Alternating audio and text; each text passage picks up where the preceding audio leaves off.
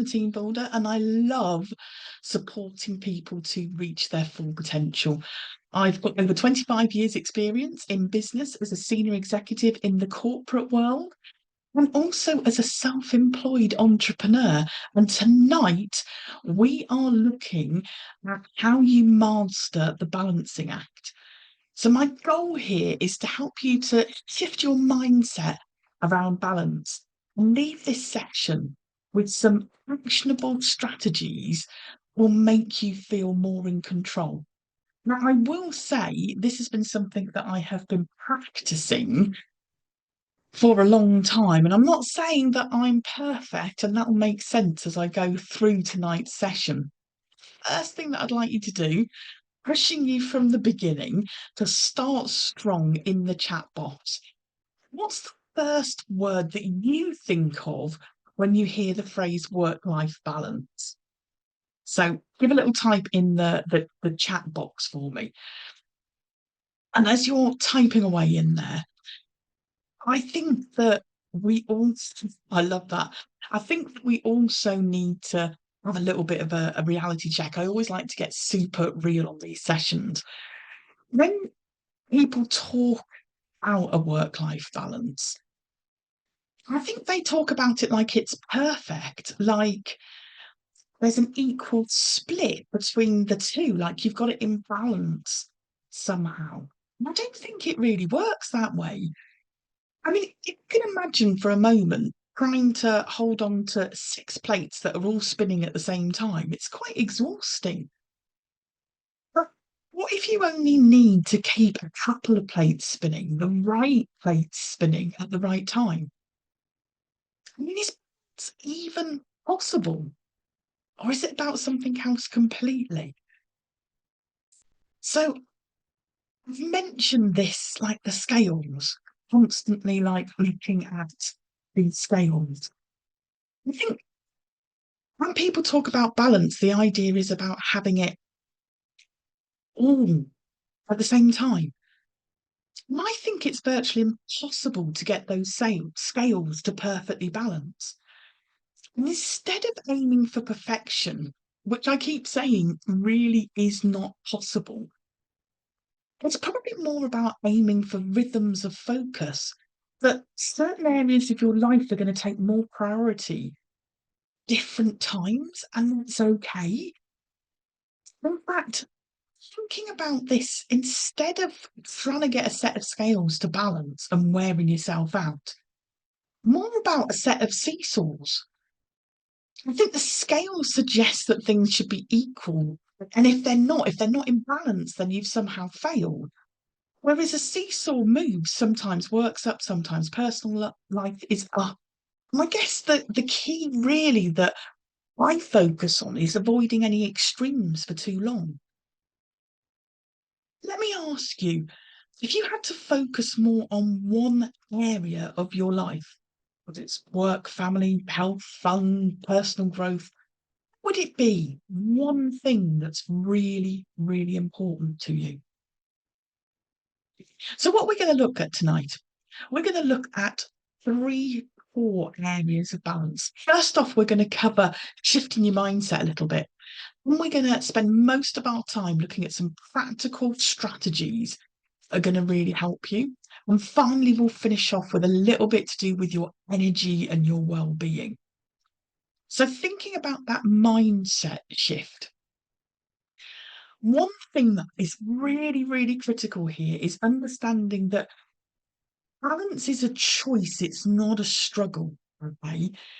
Getting that control over things. I think the problem is that most people feel like they're constantly in reaction mode, responding to emails, demands, responsibilities, instead of making a conscious choice about where your time goes. So instead of asking, how do I fit everything in? Ask, what actually matters the most right now? You don't have to do everything. You just have to do the right things at the right time. Can you think of one thing that you spend your time on that doesn't truly matter to you? Have a little think about it. Now, keeping on the mindset, I've got a book to totally recommend to you. Essentialism by Greg McComb. This is absolutely spot on for tonight's topic, okay?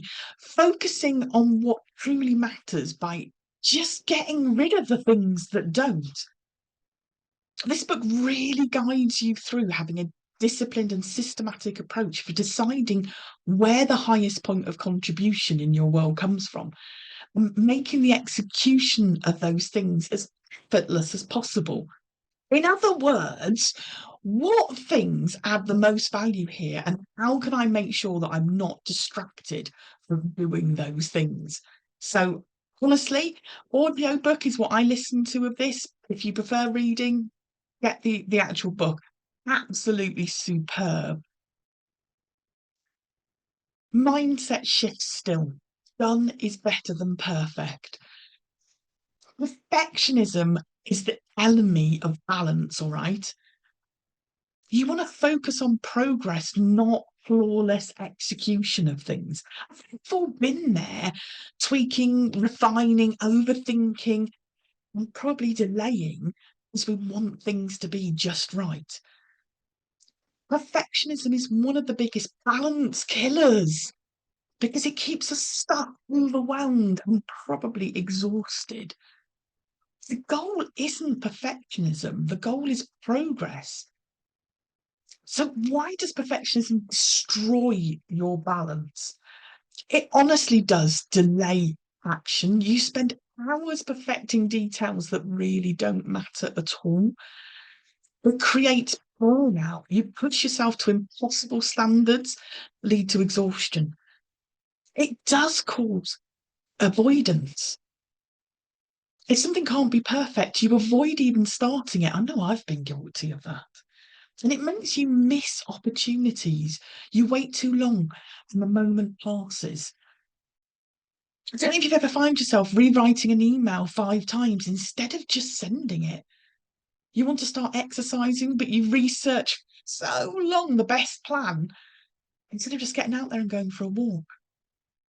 You spend weeks tweaking a project and you miss the deadline and someone else actually gets in there before you. Perfectionism keeps you busy, but it doesn't move you forward. So, how on earth do you apply this done is better than perfect? Here's one for you. 80% is enough.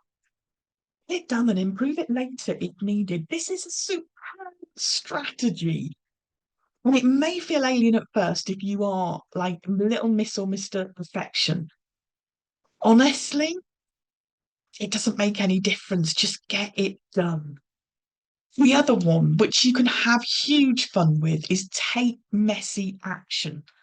Start before you even feel ready. And finally, lower the bar to raise your results. Make things easier for you to complete. Let me give you a couple of examples here, maybe starting at work. Instead of forcing a task endlessly, ask, is this actually like all right? Is it going to be effective? And if it is, just send it. Replace this must be perfect with this must be useful. If the decision is reversible, then don't overthink it. Try it, and if necessary, adjust it later. At home, the laundry doesn't always need to be folded perfectly, it just needs to be put away. 10-minute cleanup is better than waiting until you can do a deep clean. I don't know if that speaks to anyone, but it speaks to me. A homemade meal doesn't need to look like a Pinterest post. It just needs to be edible. Thinking about your health and well-being. Short workout is so much better than no workout at all. Half-written journal entry is better than nothing. Going to bed 15 minutes earlier is better than aiming for the perfect 8 hours and failing. If you're thinking about your own personal growth, posting imperfect content is better than waiting to craft that perfect post. Starting with a project with a basic plan is better than waiting for a perfectly flawless one. And trying something new, even if you're really clumsy at it, is better than waiting until you've mastered it first. So let's have a look at some practical strategies that can help you take back control of both your time and your energy. I think a lot of people struggle with balance, not because they have too much to do, because they're trying to do too much at once. So these strategies are going to help you to take control of your time without adding any more stress. Let's have a look at the first one. Time blocking versus time batching. Basically, getting more done in less time. I know in one of my previous sessions, I talked about it takes something like 20 odd minutes every time you multitask to get back into the original task that you were doing. And this is the problem. People spend their whole day reacting to emails, notifications, last minute requests. And it leads to that constant multitasking, which actually makes you feel less productive and more exhausted. The solution here is time blocking and task blocking. So, time blocking is about setting fixed periods for focused work. Instead of doing a little bit of everything all day long, time blocking means dedicating specific time slots to specific tasks. I've popped some examples up for you. This really does work. Instead of answering your emails all day long, batch them and only check them at, say, 11 and 3.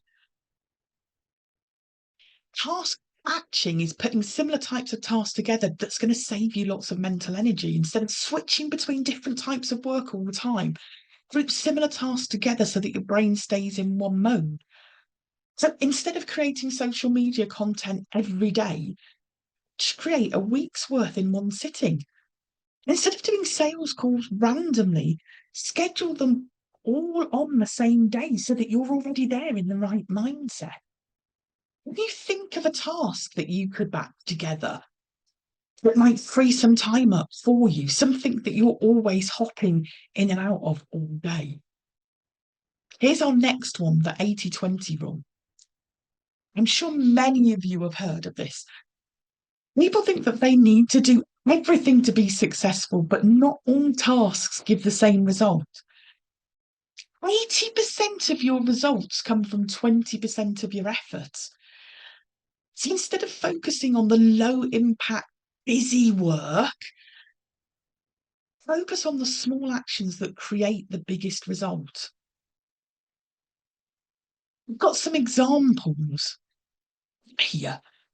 First one, tweaking a logo for 3 hours versus talking to potential leads. Random posts on social media versus 1 to 2 posts that drive the most engagement. 10 different workouts a week versus 2 workouts that give you the best energy boost. And saying yes to every invitation versus asking yourself, will this add to me or will it drain me? Basically, I'm saying here that you need to take back control. Think before being busy. Only do the things that are going to add the most value to you. Here's a question for you. What's the one thing that you do brings the biggest results? Think about it. Make sure that you prioritize what the answer to that question is. The power of no. Setting boundaries without guilt. If I could give a gift to everybody listening to this, it would be that, setting boundaries without guilt. Many people end up feeling overwhelmed because they overcommit and they struggle to say no. You need to kind of have a priority filter so that you know when the right time is to say no. I'm going to provide that for you, okay? So before saying yes to anything, ask yourself these 3 questions. Does this align with my goals? Because if it doesn't, it's a really easy no. Really, really simple. Is this going to help me get to what my goal is? And this is not necessarily talking about a business goal. This might be about I need to protect my headspace goal. It can be any goal that's important to you. Does this align with what I'm trying to accomplish? The second one, is this urgent or just someone else's urgency? Don't mistake other people's chaos for your responsibility because it isn't. Pause, think. Is this urgent or is it somebody else's urgent? And the killer one is the third one. What happens if I say no? If nothing bad happens, say no. Guilt free. Here's some examples for you. Maybe at work, instead of staying late every night, tell your boss, I can't stay late. I can prioritize this first thing in the morning. Instead of taking on extra work for free, say, I'd love to help. My schedule's full right now. In your personal time, instead of attending every social event, say, I'd love to catch up, but let's plan a time that works for us both. Instead of constantly answering messages, set a rule for yourself. No phone after 8 p.m. Another question for you. What's one thing that you need to say no to more often? I'd love to know. And here we go. 5% rule. If there's one rule that you take away with you, this is one to go with, okay? The 5% rule for overwhelm. Small tweaks that lead to big results. If your life feels out of balance, don't go for drastic changes like everything at once. Just shift 5% at a time. If most people think balance requires huge lifestyle changes, but it's just overwhelming and unrealistic for most of us. Instead, the 5% rule is about making tiny, manageable shifts, just 5% at a time, which add up to a massive transformation over time. Let's picture this, if you will. Plane changes its course by just 5%. It's going to end up in a completely different destination. Like, not even the same country. Just by altering its course by 5%, the same applies to your life. Instead of trying to completely overhaul your schedule, just shift 5% of your time towards things that really, really matter to you. Here's an example. In fact, I've got several for you. Wake up 10 minutes earlier to fit in some quiet me time. 10 minutes.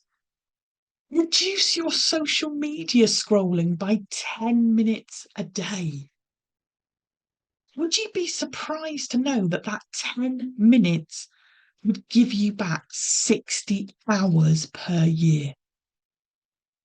Add just 5 minutes of planning to the start of your workday to feel more in control. Say no to just one unnecessary request per week. Here's another one, like completely different. Declutter one small space, your inbox, your car, your bedside table, part of your desk, not all of it. Turn off just one notification that interrupts your focus. Can you see how these small changes will compound into massive changes?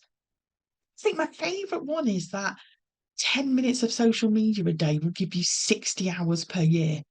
If you swapped out that 10 minutes of scrolling and instead did 10 minutes of personal development, 60 hours of personal development in a year, how powerful is that? So let's have a look at your energy and well-being. It's a myth, I think, that self-care and isn't about spa days and retreats. It's actually more about sustaining your energy so that you can actually enjoy your life. This is why we're here at the end of the day. If you don't schedule in time to recharge, your body's going to do it for you. It's happened to me, and I see it happen to other people all the time. It's in the form of exhaustion or illness. Here's three small daily habits that will help give you more energy. 10-minute resets. Oh, these are wonderful. Take a 10-minute break between your different tasks. 10-minute break. And just use that time not to scroll through your phone. 10 minutes, 10 minutes stroll, 10 minutes of deep breathing, 10 minutes where you're undistracted, just to reset your focus. You will be so much more productive when you go back to the tasks that you were doing. Non-negotiable personal time.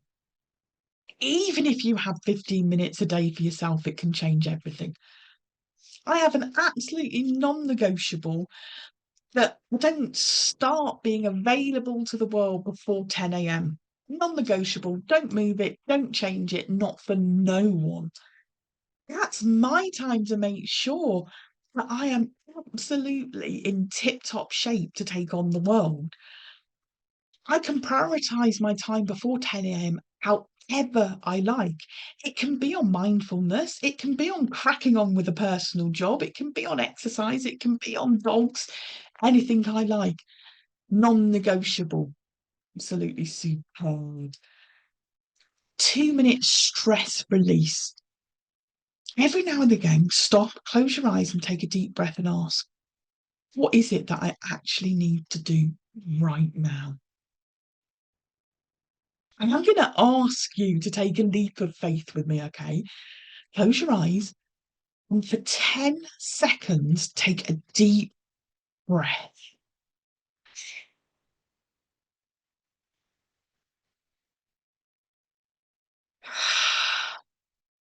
That was 10 seconds.